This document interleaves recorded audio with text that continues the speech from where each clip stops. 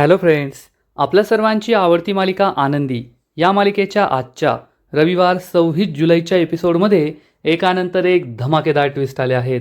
Friends, आजचा episode खूप भारी होता. मग नेमकं घडलंय तरी काय? आजच्या एपिसोडमध्ये मालक साहेब चक्क global iconic of the year हा पुरस्कार घेण्यासाठी कार्यक्रमाच्या ठिकाणी पोहोचले. आनंदीला सुद्धा तेथे यायचं होतं, पण अगदी पारंपरिक वेशात नऊवारी पैठणी साडी नेसून दागदागिने साज घालून.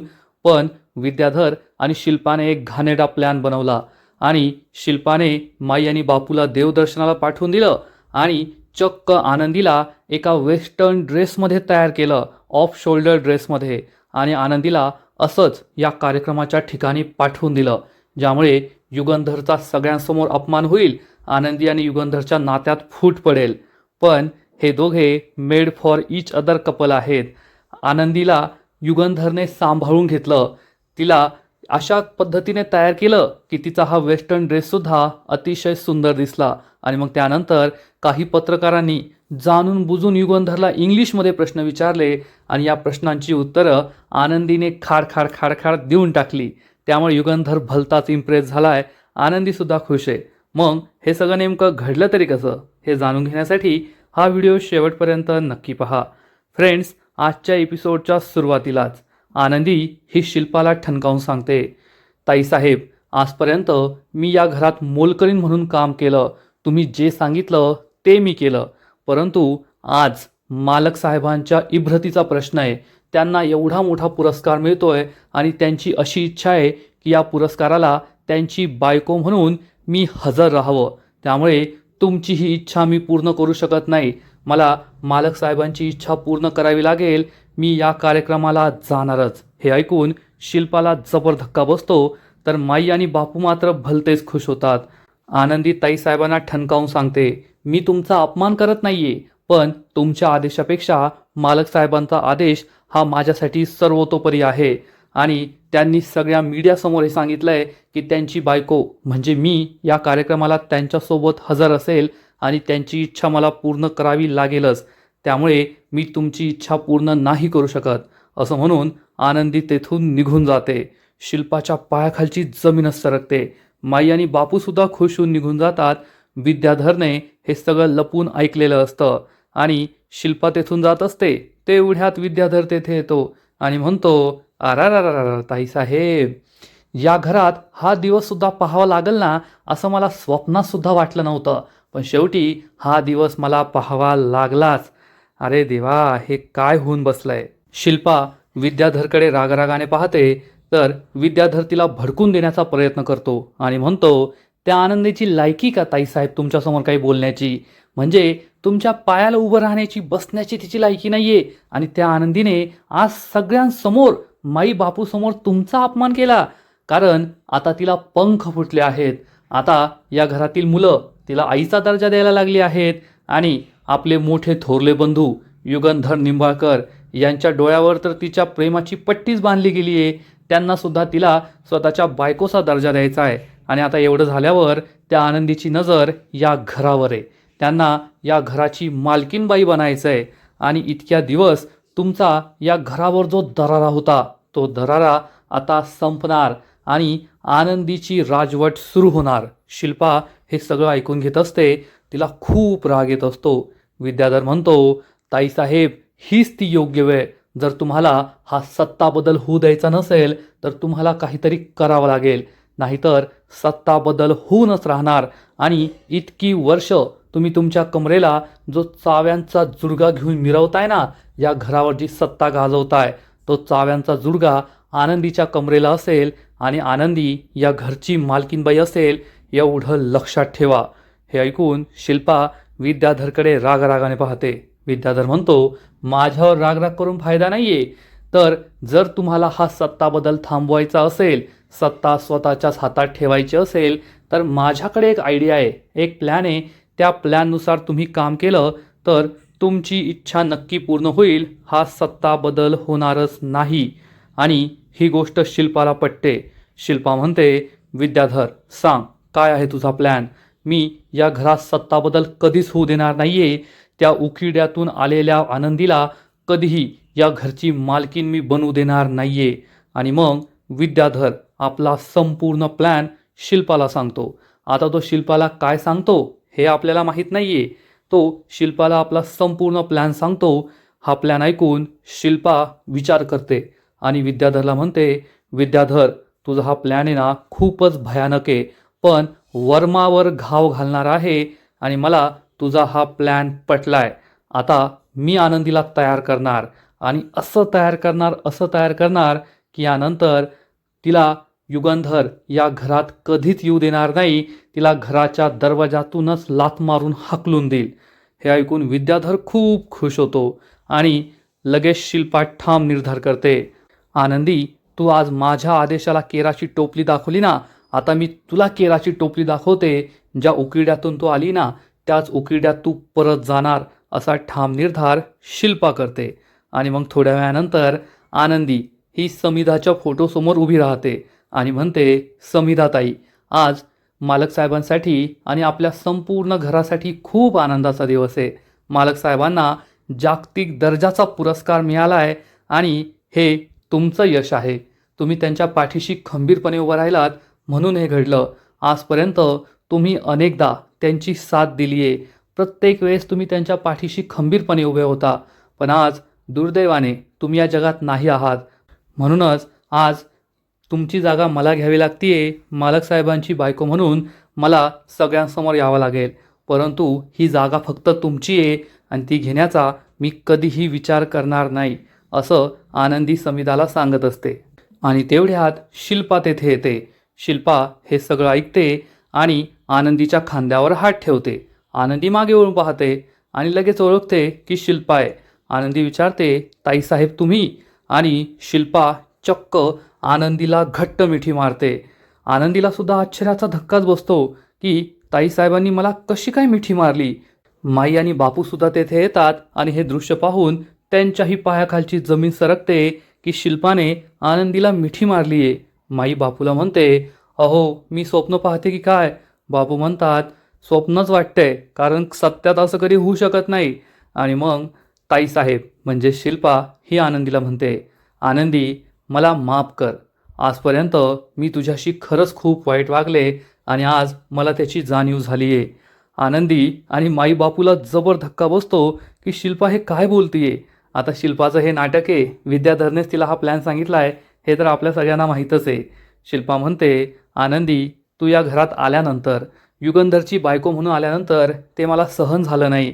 मी तुला कधीच स्वीकारलं नाही आणि या घराची मोलकरीण म्हणून तुला वागवलं. तुला मोलकरणीसारखी कामं सांगितली. तुला कधी युगंधरच्या बायकोचा, या घराची मालकीण असल्याचा मान दिला नाही. त्यासाठी मला खरंच खूप वाईट वाटतंय. मला खरंच माफ कर. आनंदीचा तिच्या कानांवर विश्वासच बसत नाही, तसंच माई आणि बापूचा सुद्धा. आणि शिल्पा ही चक्क आनंदीसमोर हात जोडून तिची माफी मागते की मला माफ कर. आनंदी तिचे हात पकडते आणि म्हणते, नाही ताईसाहेब हे तुम्ही काय करताय? तुम्ही वयाने, मानाने माझ्यापेक्षा खूप मोठे आहात.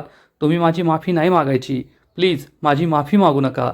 आणि मग आनंदीला शिल्पा सांगते, या घरातील सगळ्यांनी तुला आपलंसं केलं आहे. युगंधरने तुला बायको म्हणून स्वीकारलं आहे. मुलांनी त्यांची आई म्हणून तुला स्वीकारलं आहे. आणि आज मी सुद्धा तुला युगंधरची बायको आणि या घराची नवी मालकीण म्हणून स्वीकारते. आनंदी आणि माईबापूला आनंद होतो. शिल्पा म्हणते, माईबापू आज मी स्वतः आनंदीला त्या फंक्शनसाठी तयार करणार. तुम्ही टेन्शन ना घेऊ. आनंदी आज खूप सुंदर दिसेल की सगळे तिच्याकडे पाहतच राहतील. हे ऐकून आनंदी खुश होते आणि शिल्पा तिला आपल्याबरोबर रूममध्ये घेऊन जाते. पण माई बापूला मात्र टेन्शन आलेलं असतं. बापू विचारतात, तुला काय वाटतं हे सगळं काय होतं? माई सांगते, माझा शिल्पावर विश्वास नाहीये. ती हे सगळं नाटक करतीये. आपल्याला लक्ष ठेवावं लागणार आहे, नाहीतर आनंदीबरोबर काहीतरी मोठी गोष्ट घडू शकते. बापू म्हणतात, खरंय तुझं. माईला टेन्शन आलेलं असतं की आता शिल्पा आनंदीला तयार करायला गेली आहे आणि ती तिच्याबरोबर काय करेल काहीच सांगता येत नाही. थोड्या वेळानंतर शिल्पा ही माईशी फोनवर बोलत असते आणि म्हणते, माई तुम्ही कशाला टेन्शन घेताय? मी आनंदीला खूप सुंदर तयार केलं आहे. अगदी मोर पीस असलेली सुंदर नऊवारी पैठणी साडी, नाकात नाजूकशी नस, गळाभर दागिने, ती खूप सुंदर दिसतीये की सगळं जग तिच्याकडे एकटक पाहतच राहील. तुम्ही बिलकुल काळजी करू नका. तुम्ही डायरेक्ट फंक्शनच्या कॅमेरामध्ये तिला पहा. मग तुम्हाला कळेल की मी तिला कशी अप्सरेसारखी तयारी केली आहे. आणि तुम्ही घरी येण्याची घाई करू नका. तुम्ही निवांत मंदिरात देवदर्शन घ्या. जेव्हा तुम्ही घरी याल तेव्हा तुम्हाला या फंक्शनच्या फोटोजमध्ये व्हिडिओजमध्ये आनंदी पाहायला मिळेल. हो हो, या बरं, मस्त दर्शन घ्या आणि मग या. याचा अर्थ शिल्पाने माई आणि बापूला मंदिरात पाठवून दिलंय. म्हणजे तिने आनंदीला कसं तयार केलंय ना हे त्यांना कळणार नाही आणि शिल्पाचा प्लॅन यशस्वी होईल. तेवढ्यात विद्याधर तेथे येतो. शिल्पा फोन कट करते. विद्याधर म्हणतो, वा ताईसाहेब वा, काय मोठ्या मोठ्या बाता मारत होता तुम्ही फोनवर. असं तयार केलंय तसं तयार केलंय. मला तर तुमच्यावर कॉन्फिडन्सच नव्हता. पण खरंच तुम्ही खूप छान करून दाखवलं, एकदम आपल्या प्लॅनप्रमाणे. विद्याधर खूप खुश असतो, हसत असतो आणि तेवढ्यात त्याची नजर तेथे एक मुलगी उभी असते तिच्यावर जाते. ब्लॅक रंगाचा ड्रेस घातला आहे, केस मोकळे सोडले आणि विद्याधर म्हणतो, ही कोण ट्रॉफी आहे? अशी कशी दिसते ही ट्रॉफी? तर शिल्पा सांगते, ट्रॉफी नाही आहे, आनंदी आहे. हे ऐकून विद्याधरचं तोंड उघडंच्या उघडंच राहून जातं आणि आनंदी मागे वळते. तर विद्याधर तिच्याकडे पाहतच राहतो. आनंदीचा संपूर्ण लुक शिल्पाने चेंज केलेला असतो. आनंदीला नऊवारी पैठणी नाही तर चक्क एक वेस्टर्न ड्रेस घातलेला असतो, ऑफ शोल्डर असलेला. आनंदीचे केस मोकळे सोडलेले असतात. गळाभर दागिने काय, तिच्या गळ्यात फक्त मंगळसूत्र असतं, हातात बांगड्या वगैरे नाही. तसंही वेस्टर्न ड्रेसवर हे सगळं काहीच नसतं. आनंदी ही तशी तर खूप सुंदर दिसत असते, पण आनंदीला हा ड्रेस कम्फर्टेबल वाटत नाही. विद्याधर तिच्याकडे एकटक पाहतच राहतो आणि म्हणतो, ताईसाहेब हे काय केले तुम्ही हिच्याबरोबर? मला तर असं वाटलं होतं तुम्ही तिला एखादी फाटकी साडी नेसवाल. अस्तव्यस्त झालेले केस, चेहऱ्याला काही लावा रंगरंगोटी, तुम्ही तर तिला एकदम हिरोईनच बनवून टाकले. आनंदी विचारते, हे सगळं इथे काय सुरू आहे? आनंदीला शंका येते की आपल्या विरुद्ध मोठं कटकारस्थान झालंय. तेवढ्यात विद्याधर म्हणतो, तुझी वाट लावायची तयारी सुरू आहे. तुला काय वाटतं तू तेथे कार्यक्रमात जाशील नटून थटून आणि सगळ्यांसमोर मिरवशील की मी युगंधरची बायको आहे? अरे हट. आणि आनंदी विचारते, काय सुरू आहे ताईसाहेब? तर शिल्पा म्हणते, आनंदी तुला काय वाटलं मी खरोखर तुझी माफी मागितली? नाही, मी तुला सगळ्या जगासमोर तुझा खरा चेहरा आणणार आहे आणि तुझी वाट लावणार आहे. विद्याधर दरवाजा बंद करून घे. विद्याधर दरवाजा बंद करून घेतो. आनंदी विचारते, पण का? पण शिल्पा तिला थांबवते आणि म्हणते, तुला काय वाटलं मी तुला स्वीकारलं? ते सगळं माझं नाटक होतं. तू उकिड्यावरची घाण आहे, तेथीलच राहशील आणि मी तुला कधीच स्वीकारणार नाही. जरी युगंधरने तुला बायको मानलेलं असतं, या घरातील मुलांनी तुझा आई म्हणून स्वीकार केलेला असला ना, तरी मी या घरात तुला कधीच स्वीकारणार नाही. आता युगंधर तेथे वाट पाहत असेल की तू नऊवारी साडी नेसून पारंपरिक साजामध्ये तेथे जाशील, पण मी तुला याच रूपात तेथे पाठवणार ज्यामुळे युगंधरचा सगळ्यांसमोर अपमान होईल आणि मग तू आणि युगंधर कायमचे वेगळे व्हाल. आनंदीला जबर धक्का बसतो आणि विद्याधर तर चांगलाच खुश असतो आणि म्हणतो, आता काय खरं नाही, तेथे आमचे मोठे भाऊसाहेब असे मस्त छाती फुगून उभे असतील की आता त्यांची मालकीण येईल नऊवारी साडी नेसून आणि जेव्हा आनंदीला या अवतारात तो पाहेल तेव्हा स्वतःच्याच थोवाडीत मारून घेईल, एवढं मात्र नक्की. शिल्पा म्हणते, आत्ताच्या आत्ता तिला तेथे पोहोचवण्याची व्यवस्था कर. ड्रायव्हरला सांग की गाडी तयार कर. विद्याधर सांगतो, गाडी तयारच आहे, टेन्शन घेऊ नका. आणि आनंदी खूप घाबरते. शिल्पा म्हणते, तू माझी जागा घेण्याची स्वप्न पाहत होती ना, आता तुला माझी जागा काय, या घरात कोणतीच जागा राहणार नाही, एवढं लक्षात ठेव. शिल्पा आणि विद्याधरने खूप डेंजरस प्लॅन बनवलेला असतो. आनंदी घाबरते. आणि इकडे global iconic of the year या पुरस्कार सोहळ्याच्या ठिकाणी खूप सारे लोक जमलेले असतात, मीडियाचे पत्रकार जमलेले असतात आणि तेवढ्यात युगंधर मालक साहेबांची गाडी येऊन तेथे उभी राहते. मालक साहेब गाडीच्या खाली उतरतात तर त्यांचा वेशसुद्धा अतिशय असा देखणा पारंपरिक भव्य दिव्य असतो. डोक्यावर फेटा आणि ते खूप रुबाबदार दिसत असतात. ते गाडीतून खाली उतरतात आणि मग सगळे पत्रकार त्यांना प्रश्न विचारतात. एक मुलगी पत्रकार विचारते, मालक साहेब तुम्हाला हा पुरस्कार मिळाला आहे, तुम्हाला कसं वाटतंय? तर मालक साहेब सांगतात, हा आपल्या मातीचा सन्मान आहे की आपल्या मातीतील एक साधा भोळा व्यावसायिक आज जगाच्या पाठीवर जाऊन व्यवसाय करतोय आणि त्याला इतका मोठा पुरस्कार मिळालाय. दुसरा पत्रकार विचारतो, पण या सगळ्या प्रवासात तुमच्या पाठीशी खंबीरपणे राहणारी तुमची बायको आनंदी म्हणजेच मालकीनबाई कुठे आहे? युगंधर सांगतो, आता कसं आहे, तुम्हाला तर माहीतच आहे बायकांचं कसं असतं, नवऱ्याला एवढा मोठा पुरस्कार मिळालाय तर माझी बायकोसुद्धा तयार व्हायला थोडा वेळ लावणारच ना. अशी ती नऊवारी साडी, पैठणी साडी, त्याच्यावर साज, गळाभर दागिने, त्यामुळे ती थोड्याच वेळात येथे येईल. तुम्ही काही टेन्शन घेऊ नका. पत्रकार खुश होऊन म्हणतात, याचा अर्थ आज आनंदी मॅडमचा सुद्धा एकदम पारंपरिक रॉयल असा लुक आम्हाला पाहायला मिळणार आहे. तर युगंधर म्हणतो, हो नक्कीच, आज आमच्या दोघांचा लुक हा खूपच स्पेशल असेल.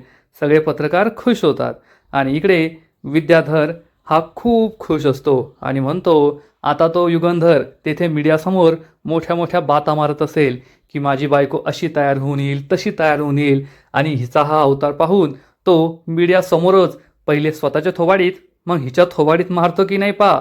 आनंदीला खूप वाईट वाटतं आणि मग शिल्पा ही आनंदीला सांगते, आता तुझा खेळ संपलाय, आता तुझी सुटका नाही. आणि शिल्पा ही आनंदीला घेऊन गाडीत निघून जाते. विद्याधर खूप खुश होतो आणि म्हणतो, युगंधर, आता ही फक्त तुझ्या नाशाची सुरुवात आहे. पुढे पुढे पाय मी काय काय करतो ते. आणि थोड्याच वेळात आनंदी ही गाडीत बसलेली असते. ड्रायव्हर तिला कार्यक्रमाच्या ठिकाणी घेऊन जात असतो. आनंदी खूप घाबरलेली असते, दुःखी असते. आता या अवतारात आपण कार्यक्रमाच्या ठिकाणी कसं जायचं हाच प्रश्न तिला पडतो. आनंदी म्हणते, देवा, हवं तर मला मारून टाक, पण मला या अवतारात कार्यक्रमाच्या ठिकाणी नको जाऊ देऊ. ड्रायव्हर हे सगळं ऐकत असतो. आनंदी विचार करते, मालक साहेबांना मी तेथे पारंपरिक वेशभूषेत हवी आहे आणि त्यांनी जर मला या अवतारात तेथे पाहिलं तर त्यांना किती राग येईल, सगळ्यांसमोर त्यांची किती नामुष्की होईल, त्यांची किती बदनामी होईल. नाही नाही नाही नाही, मी अशा अवतारात तेथे जायला नको, काहीतरी करावं लागेल. देवा, आता तूच माझी मदत करू शकतो, असं आनंदी बोलत असते. आणि इकडे खूप वेळ झाला तरी आनंदी अजून पोहोचली नाही. त्यामुळे मालक साहेब शिर्केला म्हणतात, शिर्के, काय झालं, आनंदी अजून का आली नाहीये? शिर्के सांगतो, ताईसाहेबांना फोन केला होता, आनंदी घरून निघाली आहे. तर मालक साहेब म्हणतो, ठीक आहे, तुम्ही त्यांच्या ड्रायव्हरला कॉल करून पहा.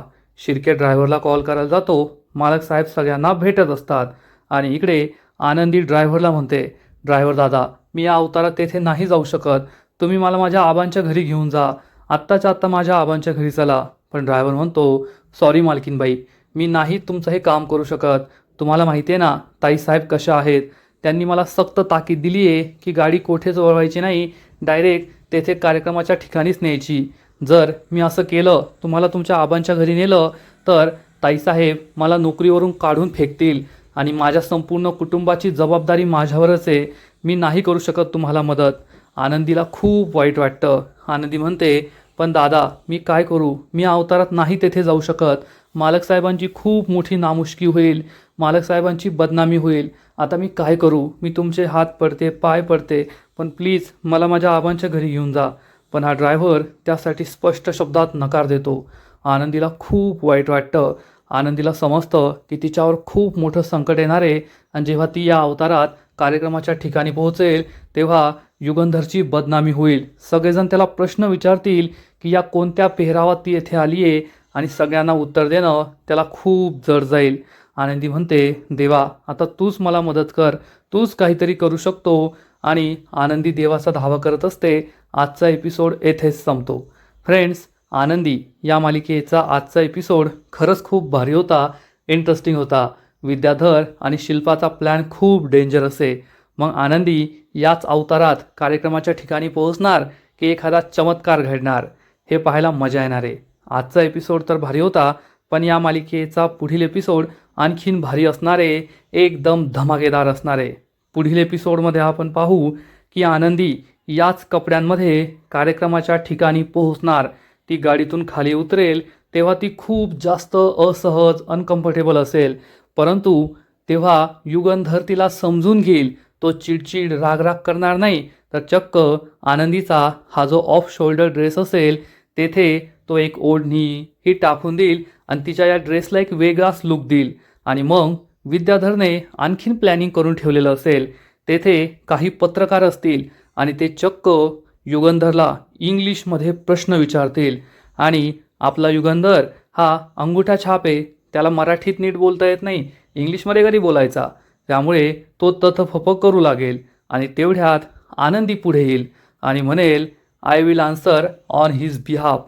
आणि हे ऐकून विद्याधरच्या पायाखालची जमीनच सरकणार, तर युगंधर मात्र भलताच इम्प्रेस होईल आणि मग आनंदी त्या रिपोर्टरपेक्षा फाड इंग्रजीमध्ये सगळ्या प्रश्नांची उत्तरं देणार आणि युगंधर तिच्याकडे एकटक पाहतच राहील.